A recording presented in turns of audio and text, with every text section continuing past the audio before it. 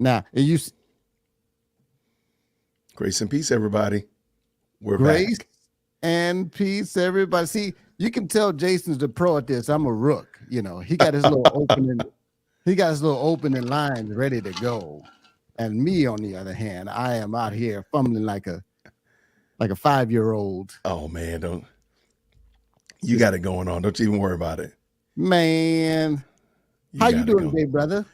Quite well, man. I appreciate you, man. Thank you for having me on. It's been a busy week.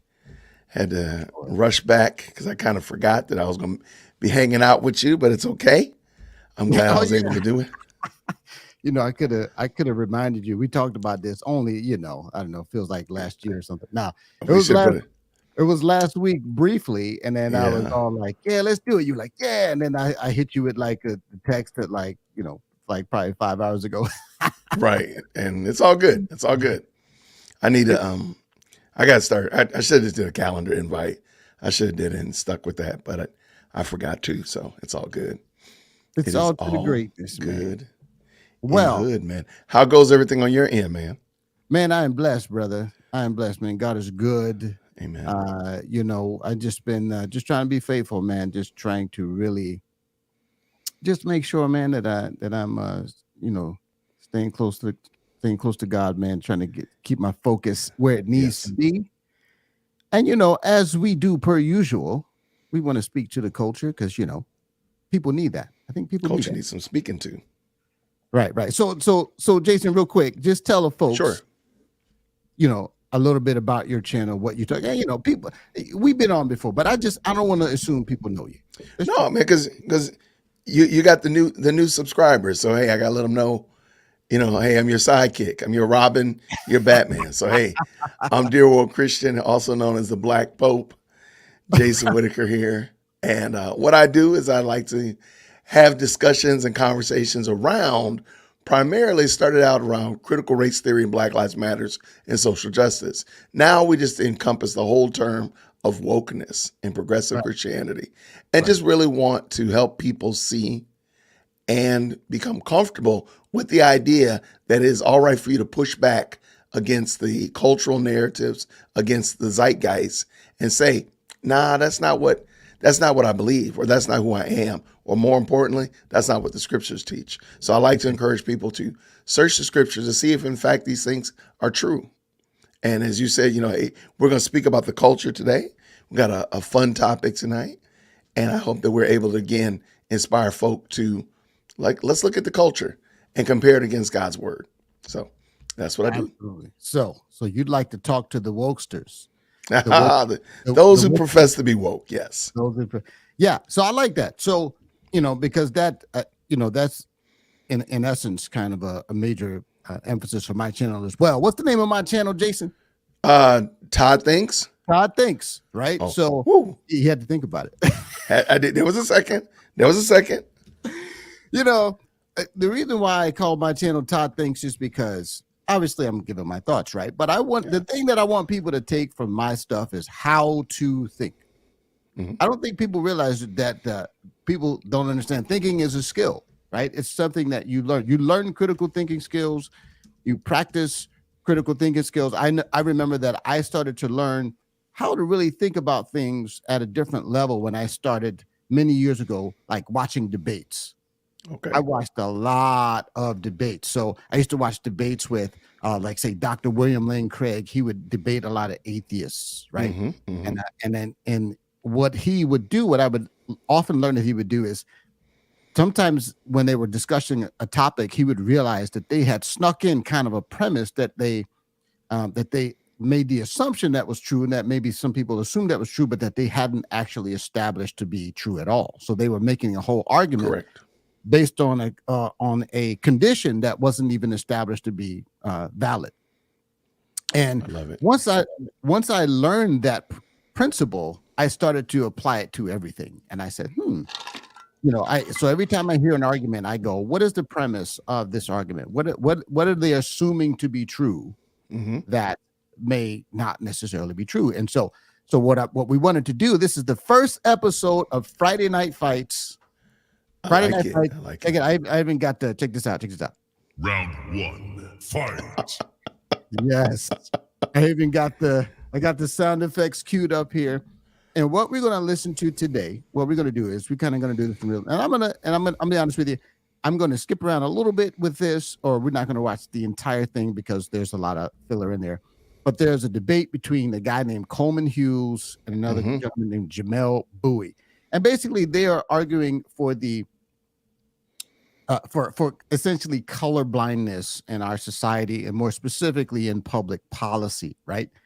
And so I thought it was fascinating. I thought it was interesting. The what I call the mental gymnastics that one of these gentlemen went through to make his point. I thought it was interesting to point out because I just thought a lot of stuff he was saying was just wasn't valid, right? It was just, in my view, a bunch of nonsense. Facts. So we're going to listen to their arguments, and then we're going to chime in and opine in real time. So Jason, do it. If you got something to say, just tell me. I'll just pause it here, and then we'll kind of just talk. So we're doing this like family style. I like it. Real quick, then let's talk about so we can set the stage for what we actually are thinking. Sure. Do you mind giving just like your understanding of color blindness? Oh, sure. Or you want me to? Just so everybody knows, like, again, this is not a solid debate, but this is what I'm thinking when I think of the term color blindness. So as I'm going to be addressing these two young men, I want people to understand, this is why Jason says that, or why Todd says that. Absolutely. So yeah, I come from the perspective of the biblical perspective on so-called colorblindness, which is really just treating everyone without partiality, right? That's sure. The Bible talks about do not treat anyone with partiality. A lot of people don't know that the whole concept of I want to say it's in I can't remember what it is. Maybe in the book of James. Well, yeah, there's one in James, but it's in the Old Testament where it says you will not show favoritism to the poor nor partiality to the great. Sure. I want to say that it's in the Torah somewhere, and I forget exactly where it is. But that's kind of my idea, right? The whole idea of showing favoritism or partiality based on class or any other characteristic is not biblical. That is correct. Right. So that's my perspective. I don't know what you had to add.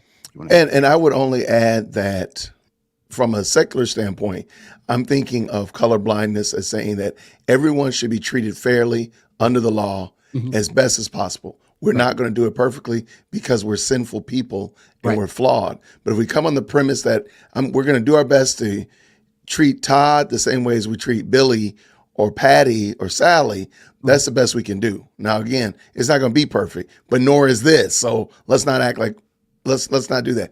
But then on a biblical standpoint, we are mandated to be intentional about not showing partiality to either group, a rich person or a poor person. Because also keep in mind, it does talk about showing favoritism to the poor at the expense of the rich. So there are instances where the rich person is supposed to be treated correctly as well, even though the poor person might be poor. And so when we're thinking of color blindness in that respect, that's it. So we're not using your ethnicity to skew the weight. We're not using your social economics, your gender, any of those things to skew the law or skew the outcomes that we are expecting from you. So that's what I'm thinking when I think color blindness. Right. Let's go. Oh, and shout out to Sonia from Albuquerque, New Mexico. Absolutely. God bless you, my sister. How you doing? Hey. All right, let's jump into it here. And as we go on, this is going to be interesting because we're going to get into some issues of equality and inequality, and whether that's even whether equality is even a goal to be pursued. I think that's something that I want to kind of focus on. Is inequality a problem to be solved? You want to chime in on that? Because I want to jump on it and answer it, but I'm gonna wait because I think that's the right thing to do. I'm gonna wait. We'll have some opportunity. So I should probably tell you this too. I'm gonna say some controversial stuff here, man. Because Hey, last time you said something controversial, I lost my channel. So let's not don't get too free, okay, bro? Help a Yo, bugger out, man. Help me out. before I start this, okay, this is what I want to say. This gentleman, Jamelle Bouie, I are you ready for this, brother? Go ahead. You don't know what I'm gonna say, but I'm just gonna say it. I have found that this kind of brother, and when I say brother, I'm using it in the colloquial sense, Okay, right?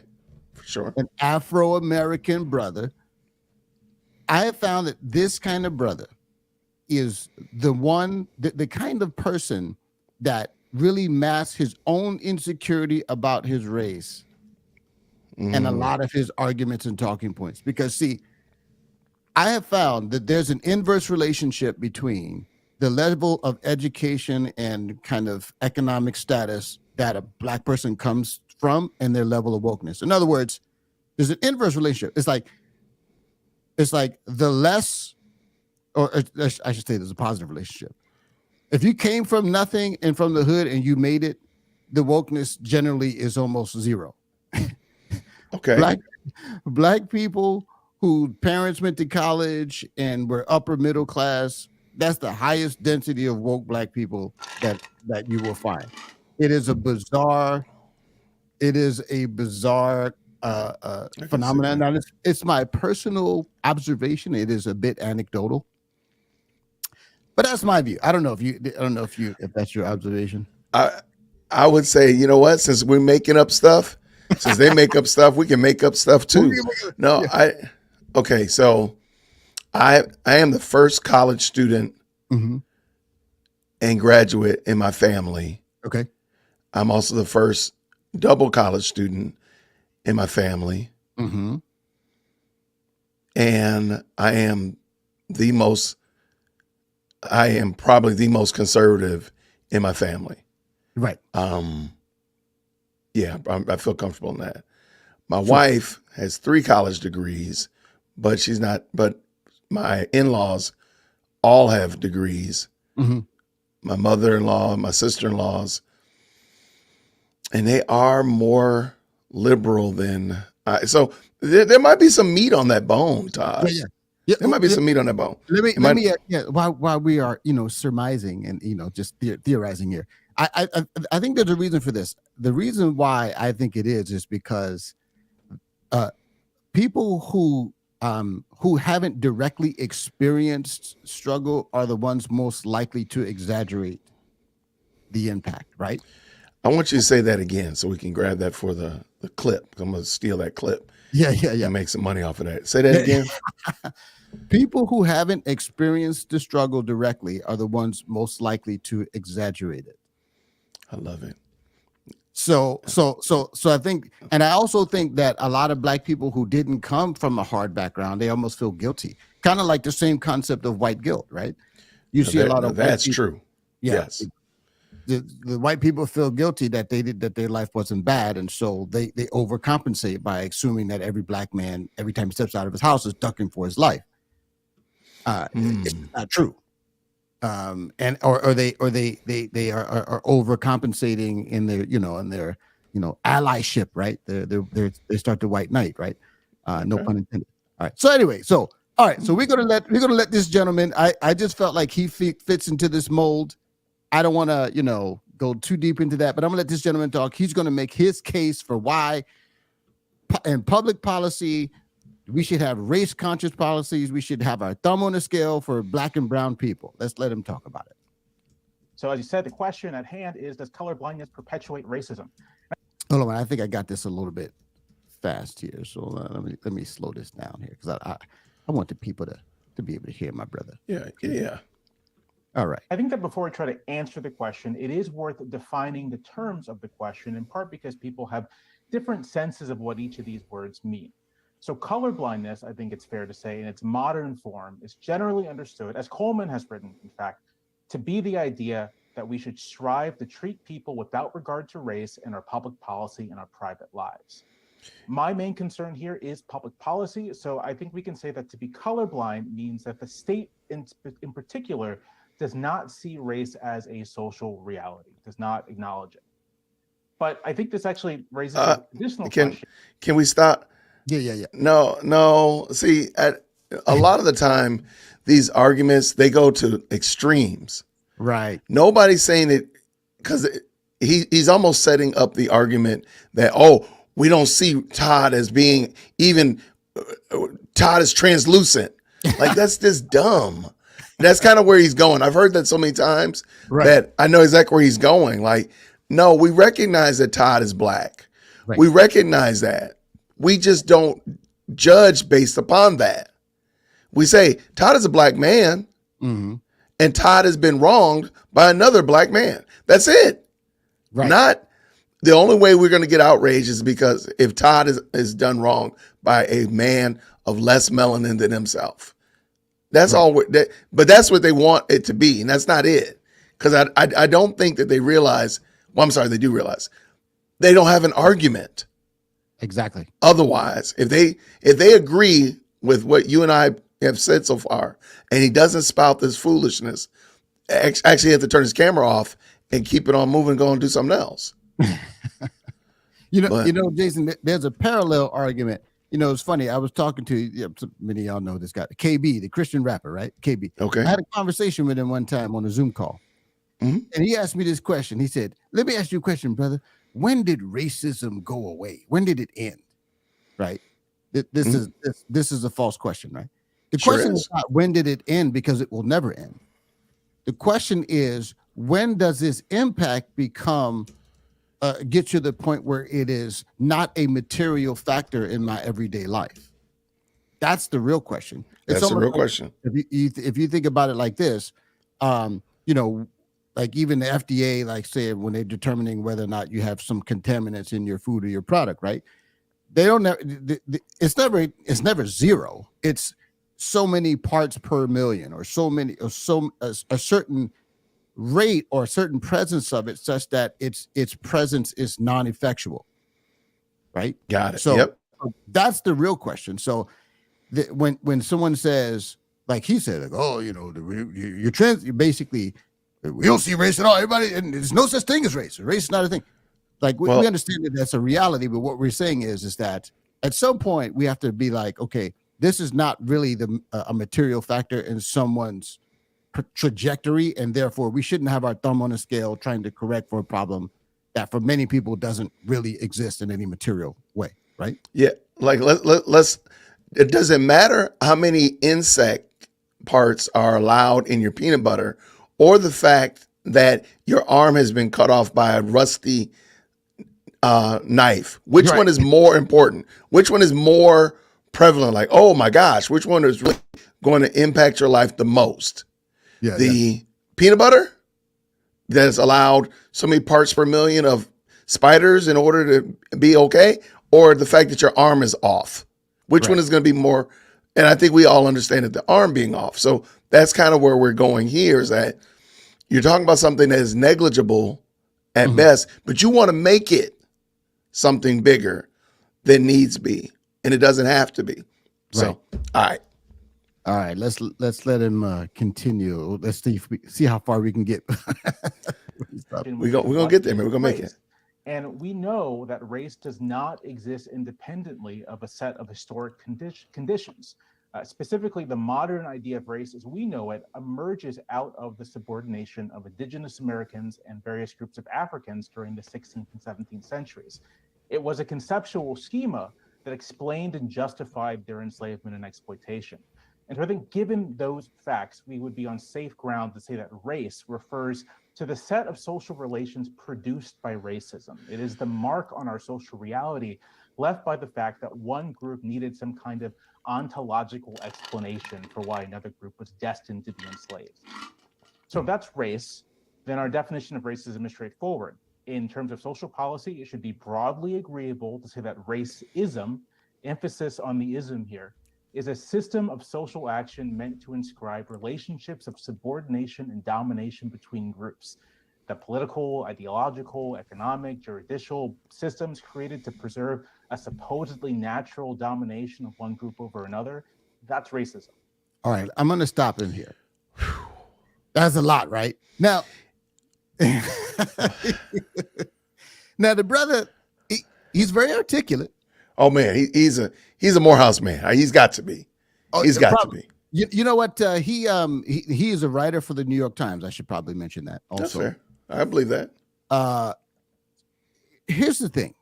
With like I said, he's very articulate. It's just that he didn't really say anything. All right, which is to say that he more specifically, he's describing something that is nebulous, and it's just like when they talk about systemic racism. He's saying, for sure. It's a system of blah blah blah blah. Okay, point to me, and you'll see this. You'll see this kind of equivocation here, where they assume that the presence of so-called inequality is de facto proof that there is some systemic oppression, right? Absolutely. And go ahead. I'm sorry. No. I was just saying that. But see, so he's saying all of these things about the system and the blah blah blah blah blah, right? Mm-hmm. But you won't hear him actually make reference to a specific thing that is racist, even like tangentially in its intent. Mm-hmm. Of course, they will always say, well, the fact that there is inequality means that by definition, by default, yeah, right, by default, right. But they never established how specifically that's the case. But also, I don't know if you noticed it. He defined race as only something that's happened here in America. If you go back and listen to that, racism basically started with the first slave ship here in America.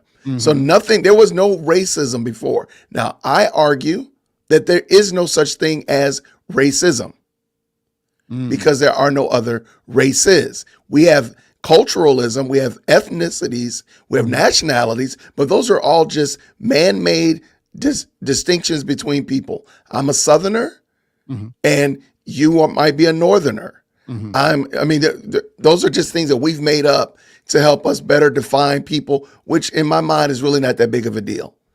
But there are no races. And I love for people to explain that to me, especially those who profess to be Christian. How do you make up for different races? You can talk about ethnicities till the cows come home. You can talk about people groups until you're blue in the face. You'll be a blue-faced human. You won't be a different race. You'll just be a blue human. That's all. Exactly. So he actually is making the case that racism started here in America. So that's going to ruin a lot of other arguments that people have had. If you're going to say that the only time that racism presented itself is when we here in America, that's going to be real problematic. Yeah. And other people are going to really hate that.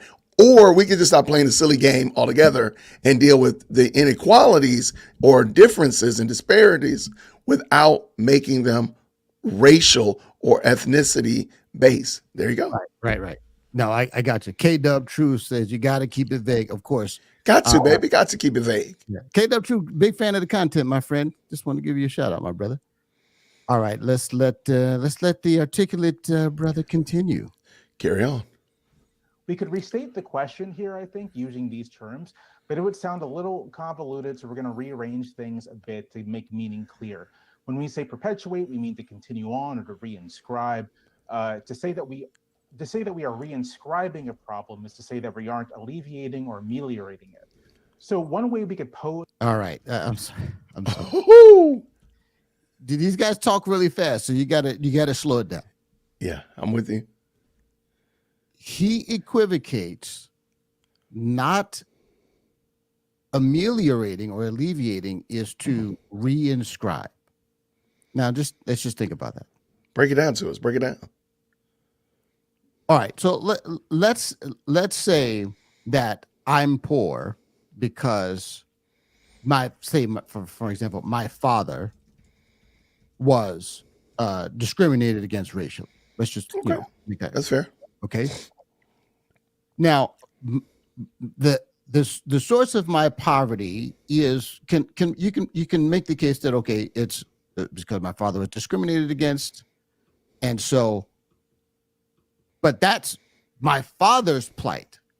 Now, if he's going to say, well, if no one ameliorates or basically makes good in my life for the poverty, the situation that I'm experiencing, that they are perpetuating it, That's a leap too far, right? You're saying two things are the same when they are in fact different.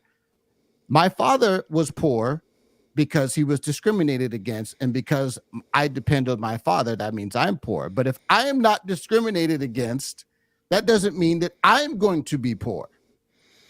And what is the obligation then of someone to, quote, ameliorate or alleviate my situation when in fact I, you're just going to give me some random amount of money. We can get into reparations, but my point is that he's equivocating two things that aren't the same.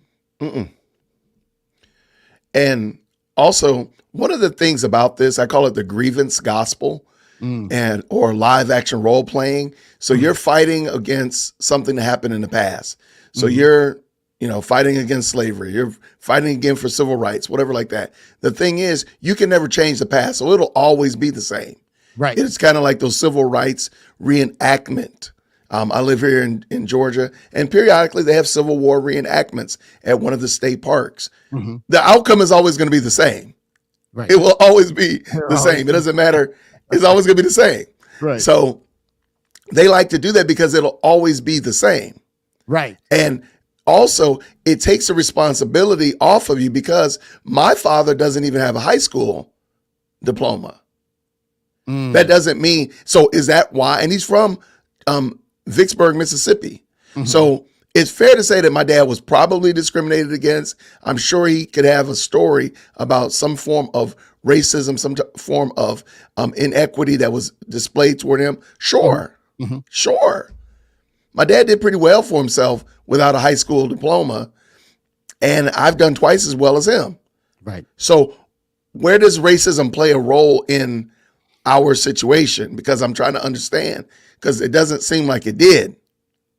Right. I don't see it. So this right here, again, it's just a grievance. Right. You're all, and the very last point that I want to make is you're guaranteed to fall into this if you're always watching other people's pockets. If you're always worried about somebody else's pockets. Hang on a second. Come on now. I got mine too somewhere. I gotta hit you with the air horns in there. No, I appreciate it. If you're looking at somebody else's pocket, you're guaranteed to have fuel for the grievance gospel. Looking at other people's pocket is the worship of the grievance gospel. And it's also a violation of one of those commandments, but it said, "Thou shalt not covet." oh, well, there you go. But yeah, I mean that's the fuel though. That's the worship of the grievance gospel, is me looking at Todd's pockets or me looking at my neighbor next door or whatever like that. Their yards look really nice because my guy hasn't come to cut my grass. He'll be here tomorrow, and my grass will look nice tomorrow. But guess what? If I'm looking at them, I'm gonna be upset because my neighbor's yard looks better than mine at the current moment. But see, that's the whole point, is not to look at the wonderful things that you have. Dude, I got a whole house and I got somebody come cut my grass. The Lord has been faithful and blessed me. But if I'm looking at them, I'm going to be unsatisfied and disquieted about the things that the Lord has given me. And I will literally be a well-educated man on a show. I mean, I'm pulling up his bio. He's an intelligent guy. Yeah. But he gonna sit here and use that intelligence to talk about oppression and this, that, and the other. When, bruh, come on, man. Yeah. You spitting in the face of the wonderful gifts that God has given you. Yeah. And the last thing I'll say about that is that, the last thing you should be doing, if you want to measure Black progress, we can't measure where we are in relation to white people. No. We have to measure where we are into relation to where we were at a previous time. Fair. That's how you measure progress. I'm comparing how far I've come, not where I am in relation to other people, because now I'm measuring my progress based on how I'm progressing. All right, let's continue. Our initial question is to ask, can you ameliorate racism as a system of subordination and domination while turning a blind eye to the social relations produced by that subordination and domination? Yes, you can. It's called equal protection under the law. Yeah. Now, if racism is simply another form of inequality, and that's what it is, then our question really is about how we address inequality generally. So I think we can substitute inequality for racism in the question and pull it up a level of abstraction to this. Can you ameliorate we gotta stop that. I mean, he's literally, so inequality is racism. So he's now changing definitions. First of all, the word racism was already far gone. But let's just say I know for a fact my neighbor across the street makes more money than me. Therefore, that inequality is racism. I mean, he is a former CEO of a very prosperous company. But the only reason that there's a disparity between what's in his bank account and my bank account, his driveway, mine, his yard, my yard, is racism. I gotta give my brother the trombone for that little equivocation there. Give it to him. That is the worst form of equivocation. And I just want you to, there again, I want you to see how these people so quickly and slickly move from one category error to the next, right? Mm-hmm. You got to slow it down because they sound like you said, he's very articulate. He sounds like somebody who knows what he's talking about. But if you just slow down what he's saying, it's a series of equivocations where now he's getting to a definition of racism that's completely incoherent. And he made it up. He literally just changed it. He just said it. It's not me reaching. He literally just said inequalities are racism. So watch this. So if, I mean, we could play this game for 2 hours. Right. We can play this game for 2 hours about how silly that statement was alone and still not get to the bottom of just how crazy it is to blame everything on race or ethnicity when in fact there's a myriad of reasons why. And I tell people all the time, I will give you racism or partiality. We can put it on the table. The problem is it's going to be buried under the 45, 50 other things that can also be the reason for what you see. Oh yeah. And then we'll get to that later, a little bit later in the debate. Yeah, that was a good point here. All right, let's see if we can get through the end of this open dialogue without 10 layers of logical fallacies. Here we go. System of inequality without reference or attention to the social relations produced by that system of inequality? And I think the obvious answer is no. Consider class. Class is not simply a question of income. It is a relationship between two groups or multiple groups as it relates to production. And as a result, we mostly recognize that to reduce or even end class inequality, we have to also take account of class domination. We can't simply redistribute wealth from one group to another. We have to do something about the relationship between laborers and owners of capital and everyone in between. Oh, Lord. Is the brother quoting Marx? Is he quoting? Yeah, he is. Yeah, he is. Is he going straight to the bourgeois and the and the proletariat? I mean, okay. I'm gonna reserve. Let's see if we can get through this. Come on. Otherwise, we end up in the same place that we started.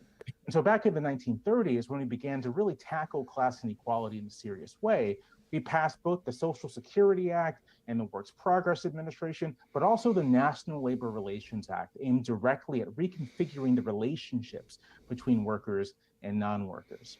We recognized that it was not simply people who were disadvantaged, it was workers, and we acted accordingly. So unless racism is a special kind of inequality, then the same goes for it as well. The way to address it, to ameliorate it, is to at least take note of and respond to the social relations that structured and continue to structure its ongoing existence. And that would put us against an ideal of colorblindness. Thank you very much, Jamelle. He's quite verbose. All right. That is there's no lie detected there at all. Quite verbose. But all right, so let's chime back in. Let's let Coleman Hughes give his opening statement. He's much more concise, so I think we can get through this. And I think probably much of what he will say we will likely agree with. Oh, and by the way, I messed up, brother. I didn't do my round one fight. I forgot about my sound effects. So we're already on round one. So I'm just gonna. I took time to do it, so I'm gonna hit it one more time because it's so glorious. Round one, fight. All right. So let's continue with Coleman's opening statement here. Coleman Hughes, you are up next. You are answering no to the question, does colorblindness perpetuate racism? Here's your chance to tell us why. Okay, I'd like to thank Ted and Open to Debate for setting this up, and Jamelle for participating. This is an issue that is near and dear to my heart, so it's a privilege to have the opportunity to speak about it. Our question today is, does colorblindness perpetuate racism? And my answer is an emphatic no. Colorblindness historically and today is actually the best way to fight racism. Colorblindness doesn't mean pretending not to see race, right? We all see race, of course, we can't help it. It means that once we've noticed race, we still commit to treating people without regard to it, both in our personal lives and in our public policy. Colorblindness is the antidote to the poison of racism. Now, there's been a very dishonest but effective PR campaign against colorblindness for decades. It's been painted as somehow naive at best, or actually racist at worst. But I'm here to say today that the principle of colorblindness, the same principle which my opponent attacks today, is the one that our most celebrated civil rights luminaries wielded to great effect in the battle against white supremacy and segregation. The idea that colorblindness is racist is not just untrue, it's the opposite of the truth. Okay, I'm gonna pause right here because hold on. Come on now. Facts on facts on facts, right? Absolutely. I want to do something really quick because one of the reasons why I wanted to use this, I put this super simple comment. This is the top comment that was responded to in this debate, and I want to read. Can you see that? Yes. It's pretty small, probably. I'll read it just in case. It says, "It never ceases to amaze me how apparently difficult it is to understand that the answer to discriminating is to stop discriminating." Come on, man. Let me go over there. I got to go over and give you some love on that, brother. Come on. I like that. Go ahead. I mean, And it is. I know it had to been fired because I see how many replies there are. So I know it was off the rails. I know it went off the chart. Every like couple days, there's a new kind of little comment in the thread, right? It's so obvious. If you want to fight discrimination, stop discriminating, right? And you get these people with all of these convoluted reasons why the answer to discrimination is more discrimination.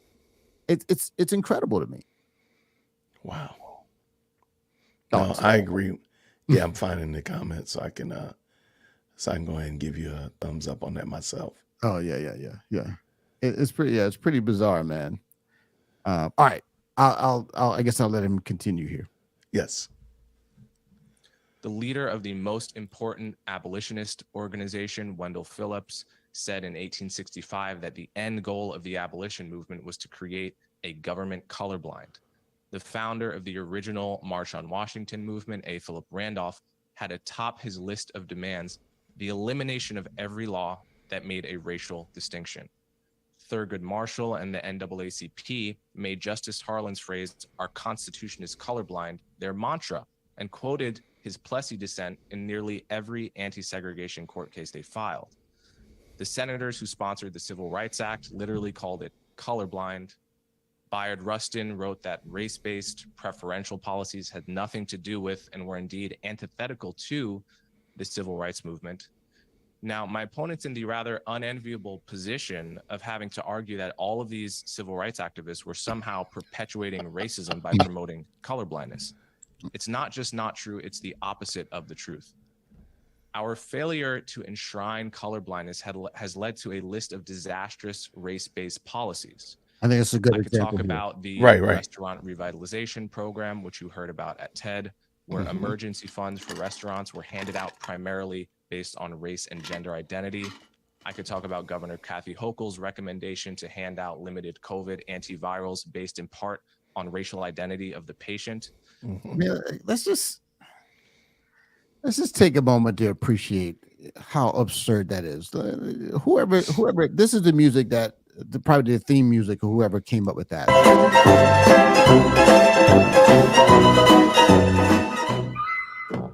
I mean, you just a bunch of clowns in a clown car, right? You know, who thought it was a good idea to be like, hey, we should pass out medicine based on who's black or not? Like, who thought Yeah. that's a good idea? It's absurd. They But literally go ahead.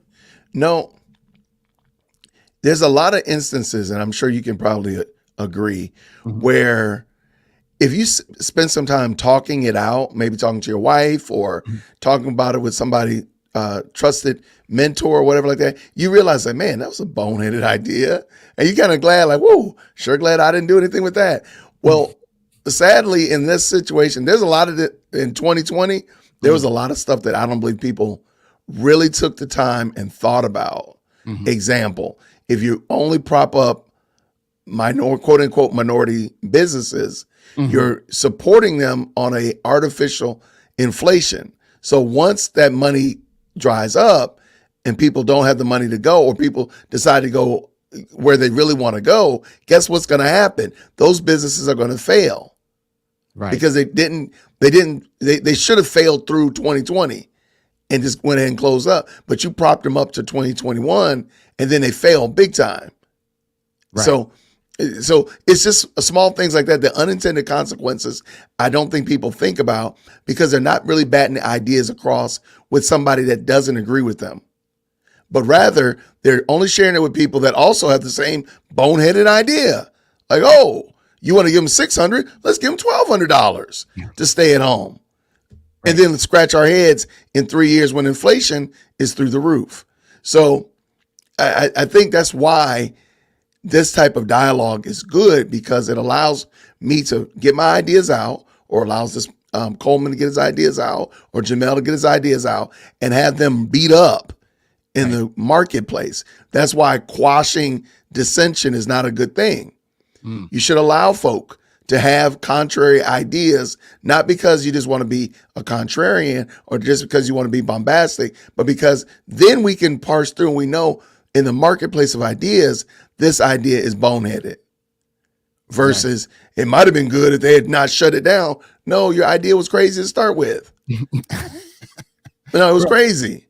Well, there's two things, right? There's obviously the echo chamber, right, where you Most certainly. right, but then there's a second part of what I think you alluded to is the unintended consequences, right? Because you mentioned how when you artificially prop up a business, not because they have a good product or service, but because I want to help the black people, Yeah. and now they don't get the critical feedback from the market that they need. That maybe there's a hole in their product or service that needs to be kind of shorn up, and so you think you're helping when you only helped in the short run. And so this is an important concept. An idea isn't good based on its intentions. It's good based on its outcome. Yes. Right. So it doesn't matter if you meant for it to be good, if you had the best of intentions, if it ultimately ended up hurting people, then, and which is ironic because when it ends up hurting people, even though it was intended to help, they don't say that the fact that it hurts them makes them racist. Right. They don't say that, but that's what they say in the opposite. Right. They say, well, the fact that you are allowing this inequality to persist, that means you have quote racist policies by essentially your inaction or omission. But when their policies work to the same effect, they don't ever ascribe the same attribute of racism. Nah, ain't nobody got time for that. Right. So, all right. So I think like I said, he's pretty concise. I think he's pretty much at the end of his monologue. Let me see. Or we could talk about affirmative action. Now, my opponent's employer, the New York Times, ran an interesting podcast about it last week. They noted a college tutor in Queens who had lots of Asian students as young as 16, 17 years old who were desperately scrubbing their applications of any sign that they might be Asian, erasing things like chess club and math club, because they know the admissions officers on the other end would devalue their application if they were known to be Asian. Which is virtually identical to what Jewish kids had to do applying to college in the first half of the 20th century. And once again, my opponent's in the unenviable position of arguing that it's not these policies that perpetuate racism, but it's somehow ending them, which is really racist. Again, I submit it's not just untrue, it's the opposite of the truth. If you want to fight racism, remove race from public policy. And if you want to fight injustice, do so based on class. And by definition, class policies will disproportionately benefit Blacks and Hispanics because they are disproportionately likely to be poor. That was the position of the civil rights movement, and that is my position today. All right. So that was round one. Round one. All right. Now, here's the thing. I like almost everything Coleman said, but I do think this is worth exploring. I think just in case people don't know, I'll give you a little bit about my background. My mother was disabled. Okay. She developed like severe rheumatoid arthritis in like her 40s, right? Maybe really her 30s, actually. I think maybe her mid to late 30s. She basically had arthritis like an 80-year-old person, right? Like deforming, like it would, deform her hands. And so she couldn't work. And then a few years later, she developed cancer, and she passed away when I was 18. Now, we needed help, right? We lived on government assistance. We lived in Section 8 housing.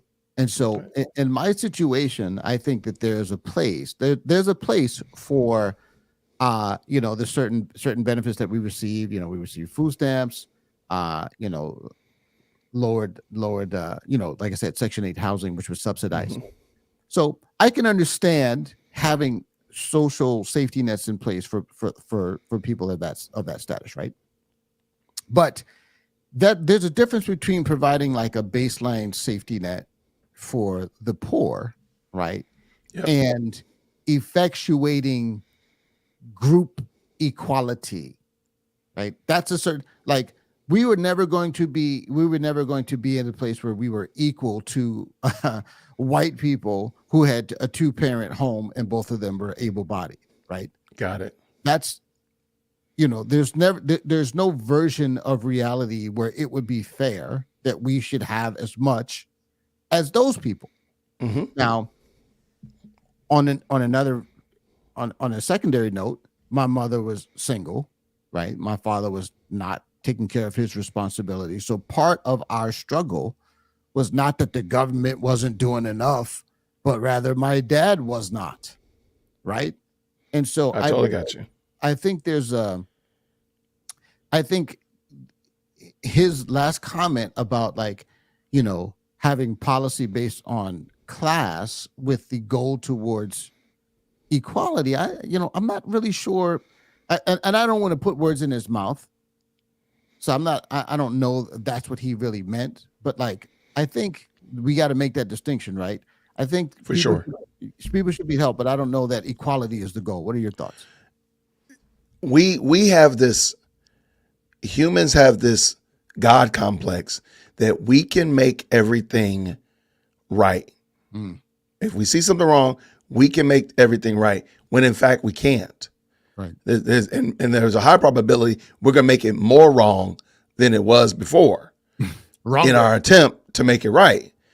And I think, and I don't think Coleman meant it, but I think your worldview, if you believe that in fact God is ultimately in control and he is sovereign over the affairs of men, then you have to submit that there are going to be things that God sees fit that I don't understand.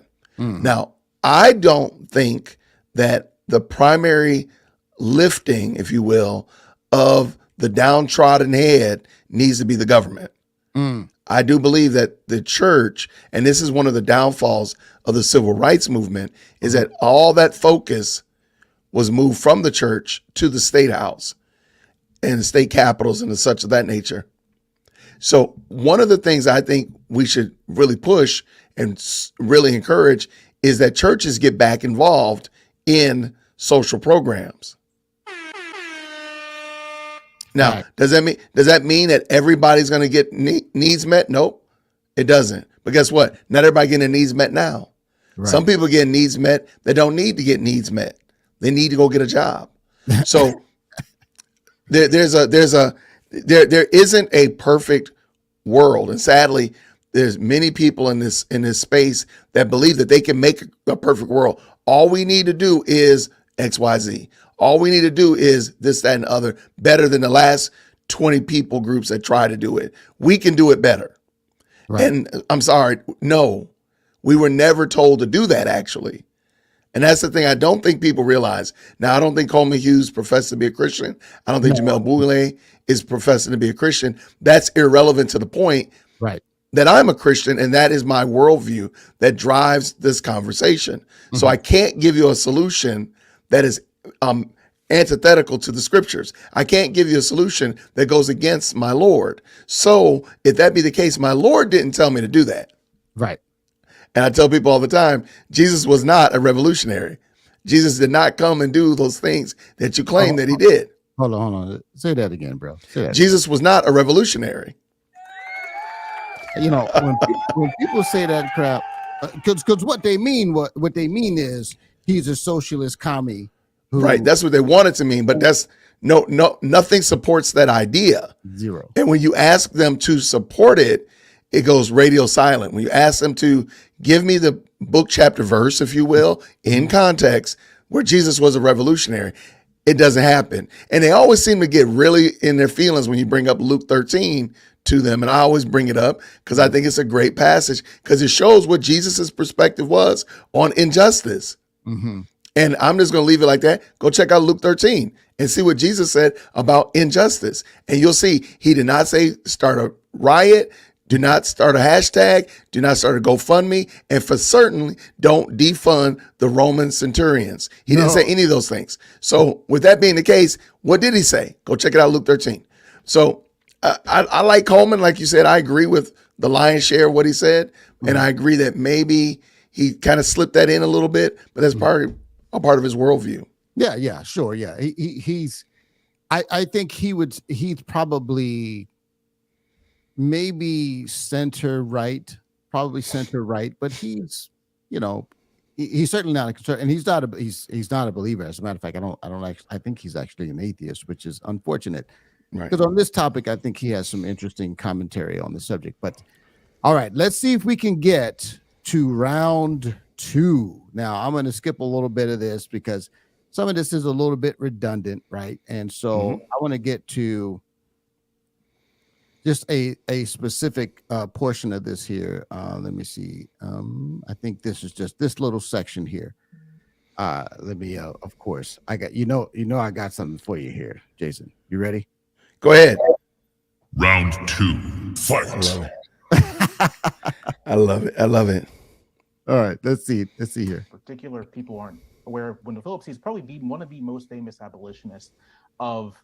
So just because I skipped a little bit of it, he's trying to make some case that even the people that Coleman referenced with respect to their position to colorblindness, that they didn't really mean that. This is the point that he's trying to make. It's like, yeah, gotcha. They say they want to be colorblindness, but I don't think they really mean it like you mean it. That's the point. Okay. The antebellum period, sort of really a luminary, a Garrisonian, a colleague, contemporary of Garrison, Frederick Douglass, et cetera, really important guy. So it's really significant that Coleman points to Wendell Phillips as kind of the origin point for the term colorblindness. And in Coleman's gloss, he says that what Phillips meant was a government that did not recognize race in any manner, that took an entirely neutral approach to citizens. But I don't think that's quite correct. So Wendell Phillips uses the term colorblind, or specifically the phrasing government colorblind, in 2 instances at the beginning of 1865, the first time he uses them. The first is at a speech of the 32nd meeting of the Massachusetts Anti-Slavery Society on January 26th, and again, a month later, at the Brooklyn Academy of Music on February 23rd. Now, the first instance is interesting because it's a big debate between Phillips and Garrison and Douglass and other abolitionists over President Lincoln's initial Reconstruction policies. Now, Lincoln's initial Reconstruction policies centered on the quick readmission of Louisiana to the Union. Louisiana kind of captured relatively early on in the war. And Lincoln's plan essentially is we have a percentage, about I think 10 or 15% of Louisiana residents pledged to the Union, and then they can be readmitted on full privileges. And in the relevant portion of the speech, the portion that leads up to the use of the phrase government colorblind, Phillips excoriates this policy. And the reasoning he gives is that simply readmitting Louisiana without any attention to the relationships of subordination and domination between whites and blacks in the state would not address anything. It simply recapitulate the conditions of slavery. We'd be right back to where we started. All right, I'm going to pause it right here. And here's the reason why. And once again, I want to teach you how to think. He is making a reference for events that happened right after the Civil War. Correct. These were black people, and these were conditions where not only was there still suffocating racism and subordination, but he is dealing with a generation of black people who were directly discriminated against and would have been more than fair and biblical for them to be entitled to recompense for the way they had been treated. Now, there again, the name of the game with deceit is equivocation, right? He's trying to draw a straight line between that and where we are today. Facts. And there is no comparison. Not a bit. Okay. Today we have equal protection under the law. We didn't have that before. Right? So yeah, absolutely. So anyway, this, I don't know if you have any thoughts about that. No, and I like how you call that out, because as I said before, this is live action role playing. He wants to fight old, already fought wars, already fought battles that have no relevance to today, really. Right. That what you're talking about really has no value to today. Right. And it matters none. Why do you not want the government? Why do you want the government to look at you differently than they look at Tommy or Sally? That's a question that you need to ask yourself. What happened in the past is in the past. Right. But what are we dealing with today? Because I think if you do that and you're having an honest discussion about today, you're going to have to look at those other factors that play a part. For example, class and culture and perception, education, all those other reasons why there might be some inequalities between different people groups. Right. Right. All right. So I am going to, honestly, like I said, he's pretty verbose. So I'm going to skip to Coleman's part, and then we'll have some closing thoughts here. Vocably pledged to. Hang on a second. Go back. I'll existed and was relevant and had impact. Well, I'll quote. I'll start simply by quoting Wendell Phillips, and I will let the audience decide. Just for context, he's basically saying, "No, you're wrong. I'm going to quote this guy." He says directly that what you're saying is wrong. He means by this quote: "When once the nation is absolutely irrevocably pledged to the principle." Sorry, this is the wrong quote. Sorry. Let's start over. Start again. Yeah, sure. I will start by quoting a relevant passage from Wendell Phillips, and you can decide what you think it means. Quote: "God has chained this generation to the one great duty of eliminating from American politics the idea of race.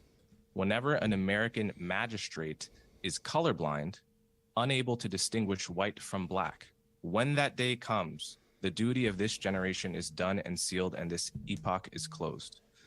Wow. So to me, I suppose reasonable people might disagree about any number of historical figures and what they believed, but it seemed very much that by colorblind, he meant what I mean by it. And when he passed away, when Phillips passed away, America's first black judge, George Lewis Ruffin, described him as one of the few white Americans wholly colorblind and free from race prejudice. Taken together, it seems that, Wendell Phillips really meant colorblind when he said colorblind. Right. All right. He really meant colorblind when he said colorblind. Like, he meant that thing. Right. And the rest of the debate there, and I encourage you, if anybody watching, if you want to go find it, maybe I'll even put it in the description there afterwards. You're gonna watch the whole debate. You can do that. But this is the gist of the conversation, right? There's colorblindness, and then there's discrimination, right? And what this gentleman and what many woke left of center people believe is that there's some sort of virtuous kind of discrimination. Right? Correct. That's their basic premise, is that, yeah, it's only wrong if it has a certain intent, but as we saw with his reference to how the Asian students, this is another thing you made mention of it earlier too, Jason, how they think they can fix everything, and what they don't realize is that to every action is an equal and opposite reaction. Everything has a cost. Yeah. Hold on, I'm gonna keep going because I'm trying to find this quote. Oh, I'm gonna give you a quote. Yeah. So when this is the great Tom Sowell says this. He says when it comes to many things from a political and societal standpoint, he's like, there are no solutions, there are only trade-offs. That's great. Right. I think anytime you can think about some action that you perceive to have some benefit, you have to weigh it against what it costs. And the people who want to deceive you, they want to emphasize the perceived benefit, and they want to suppress or hide the cost, right? So what is the cost of a society that instantiates race-based discrimination as some sort of virtue? What happens is that there are people who catch strays. They're the Asian. Yes. They're the white guy who's just doing his job, but because he's got the wrong melanin, now he can't get promoted because you got some sort of affirmative action or preferential policy, or you want to be more diverse but then you're putting people in positions that aren't qualified. Kamala Harris. Shots fired. Shots You fired. know what I'm saying?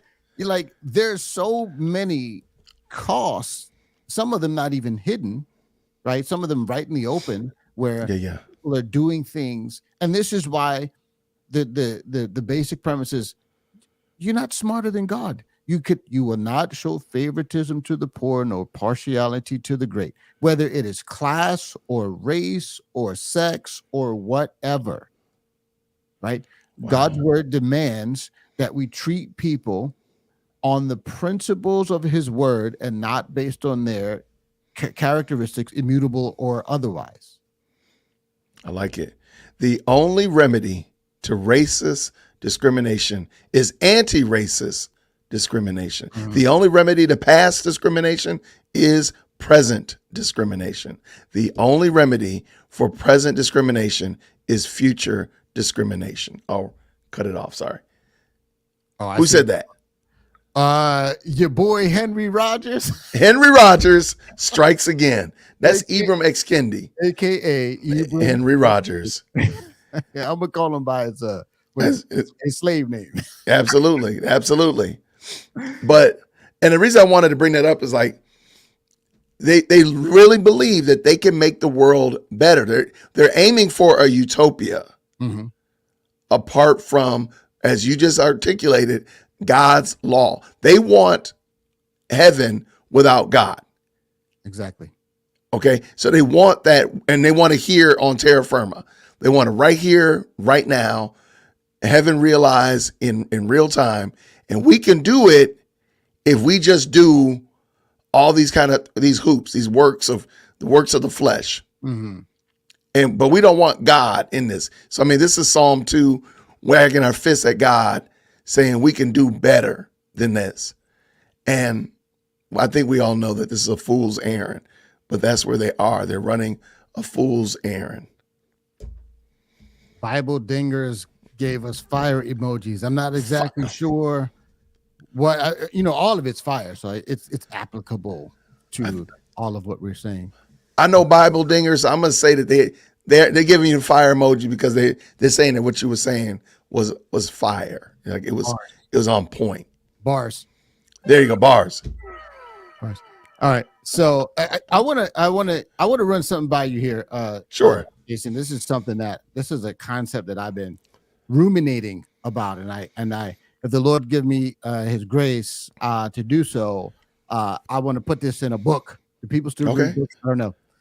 But there's an interesting story. I think that with all of this talk about equality and removing barriers for people to succeed, I think that there's something that is critically missing in this whole concept, and that is that people in general have to learn how to get around obstacles. Oh yeah. Right. That's For sure. because all right. So here's this word picture, right? Let's say you were granted some property, right? You got some property, and this property was raw and undeveloped, right? But it was valuable, and you wanted to develop the land. But there's this huge boulder on the property that is in it's in a location that prevents you from developing it. So you have to move it. Now, scenario one, the boulder was placed there by some people who were racist. That's scenario one. So the boulder doesn't occur naturally. It was placed there by people who had malintent. Got it. Scenario two, the boulder is there as a natural part of the landscape. Okay. Question is, under which scenario is it more difficult to move the boulder? I'm going to say under the first one, because my mindset is not in the right way it's not in the right place. But I can also see that neither of them is any more difficult than the other one. So I'm going to go with neither of them is difficult, but I kind of think it could be one because I got the wrong mindset. I'm looking at the problem wrong. Okay. Do you want to add anything else before No, that was it. Okay. This is really a trick question. It's kind of like the old question. I don't know if you remember, people used to ask you, what's heavier, a pound of feathers or a pound of lead? There you go. Right. It's a pound either way. Correct. Right. So the point is that moving the boulder is the goal. Yep. Why it's there is not relevant. Either you can move it or you can't. Now, I want to put some flesh on this by giving you a story from the gentleman that started the company I used to work for. I used to work for this company called Werner Trucking. Okay. And it's like when I left there, they were like a $2 billion company. There's, traded on the NASDAQ. Wow. But this guy started the company 50 years ago when he was like 19 years old with one truck. Okay. Logistics. Now, here's the interesting thing. Back then, it was the railroads that were the 800-pound gorilla in transport, right? That was the way most freight got moved in the United States. It was through rail. Now, they saw this new and upcoming trucking industry as a threat to their business. And so they basically orchestrated this scheme to enforce interstate commerce laws. Yeah. And what they did was they said, well, if you're going to transport freight interstate, you got to be licensed and all these things. They put all this basically administrative red tape in the path of the truckers. And they didn't have, the resources or the manpower to basically deal with the red tape. And they knew that it would add all this administrative overhead that would make them non-competitive. But this is what Mr. Warner did that was stinking brilliant. And I don't know if it was his idea or if they kind of just collectively figured it out.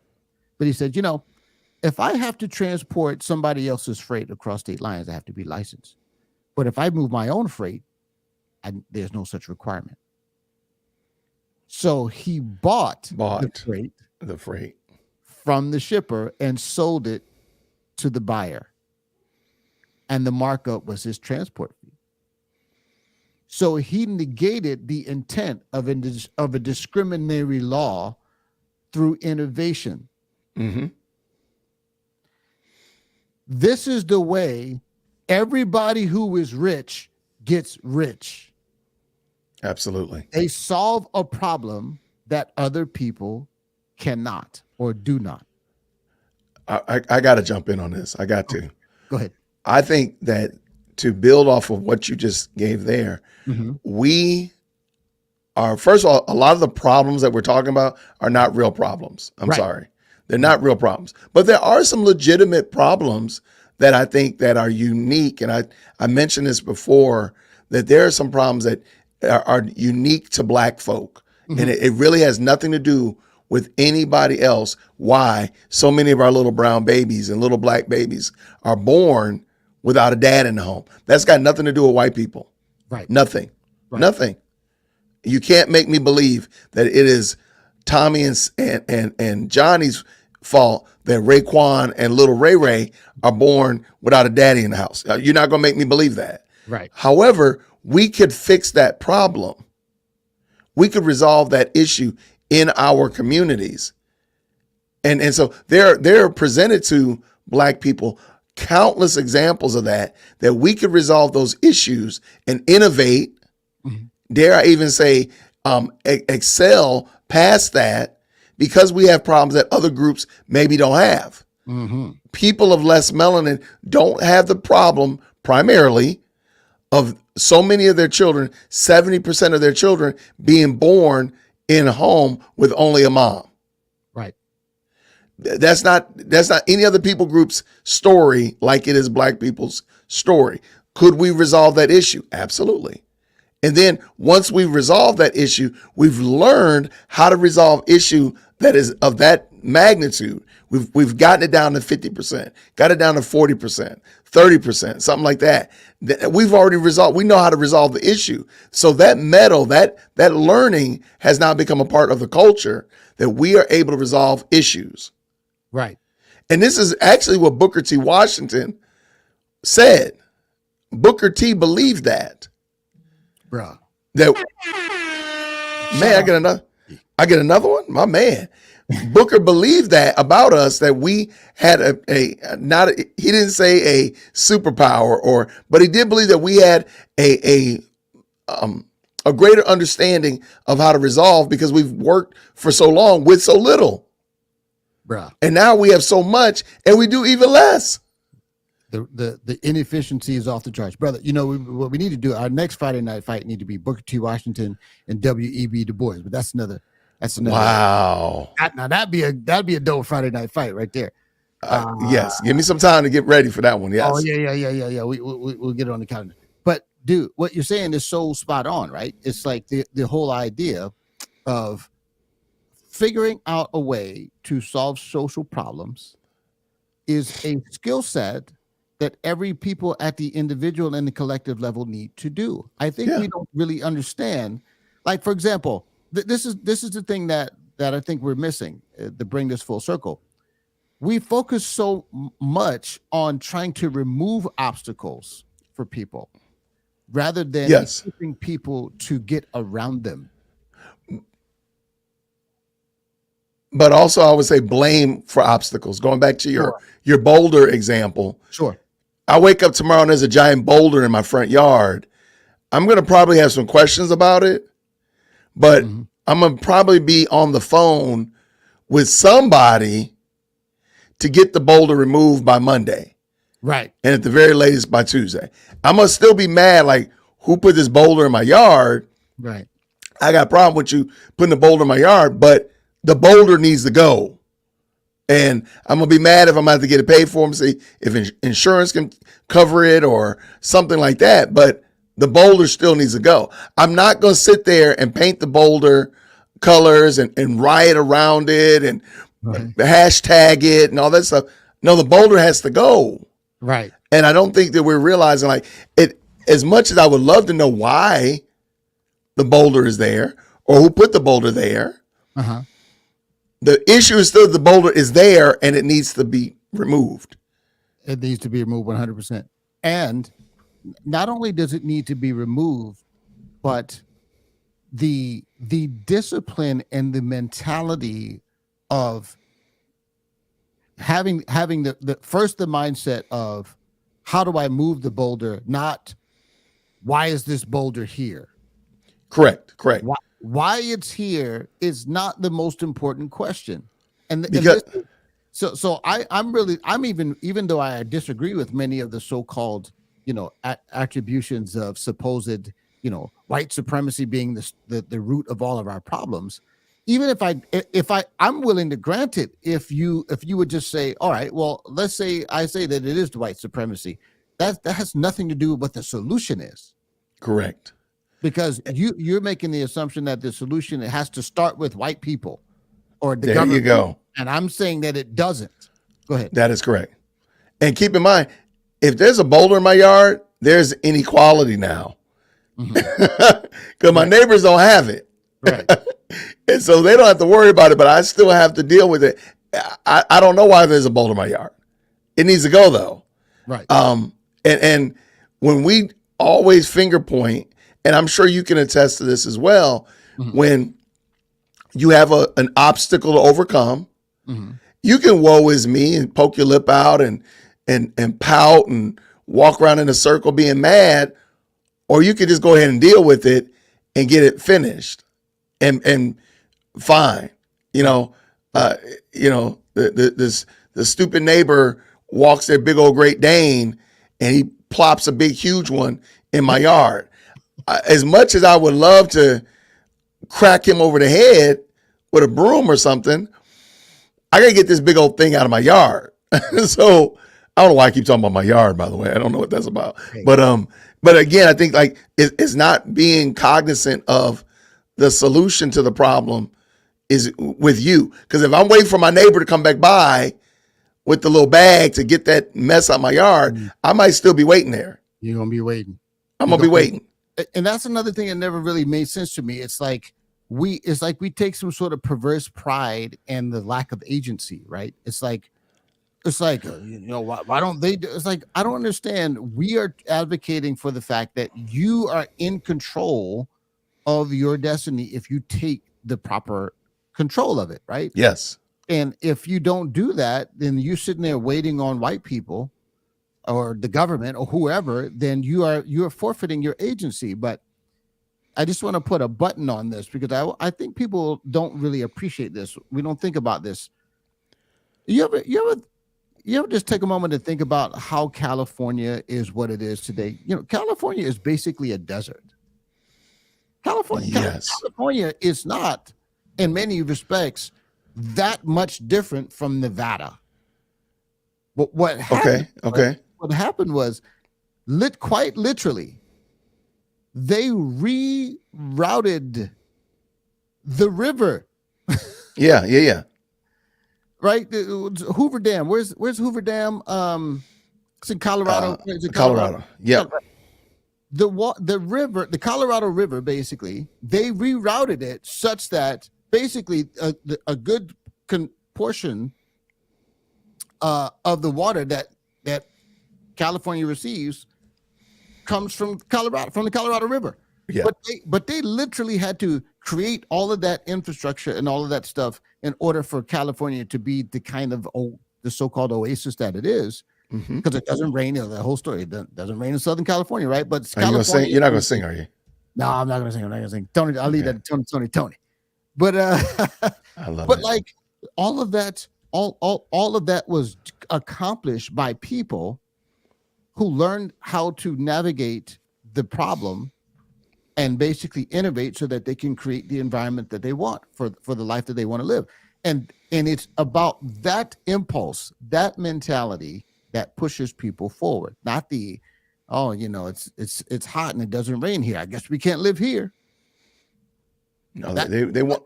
That's not their mentality. It's like, oh, we can literally change this we can take this river, we can stop it up, we can use it for power, and then we can reroute this water so that we can grow grapes. And there you go.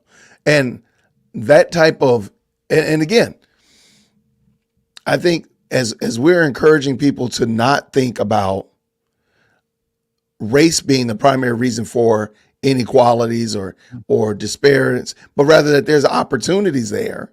Because what you're saying to me, it sounds like having a mindset of like, this is an opportunity for us to come up with a way to reroute water. This is an opportunity for us to come up with a use for this giant boulder that's in my front yard. Right. This is an opportunity for me to resolve an